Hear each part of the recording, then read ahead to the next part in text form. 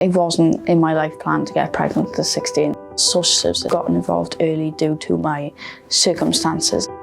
I heard a lot of misinformation about parent and child fostering. I was nervous, but looking back a year ago, it makes me feel really emotional of how far I've come. Because they know it's an assessment, they're terrified that we're just watching all the time and just setting them up to fail, and that's not the case at all. There's a lot of nurturing involved, support.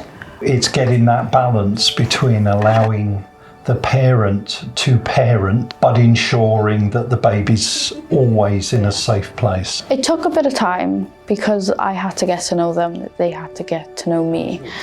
But after about 2 weeks, it was like we had all known each other for years. The teach isn't properly. Lorraine taught me many skills, making bottles, doing nappy changes, and how to take care of myself. If I ever felt angry when she used to cry a lot, she taught me just to put her down and walk away for 5 minutes and compose myself to come back. They've helped me find out who I am as a person, and that was the best feeling I could ever experience after months of anxiety attacks, constantly feeling alone.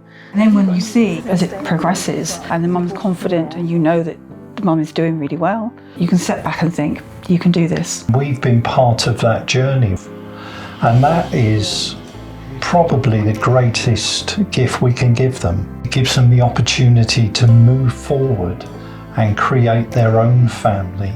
I would have struggled without the support throughout, and I think I wouldn't have been able to have my daughter in my care. Have fun. See you later. Parent and child fostering is important. We will teach you how to love your child and how to bond with your child. I love the person that she's become now. She's going to grow up to be a strong-willed person just like me. This is what motherhood's all about, and it's beautiful.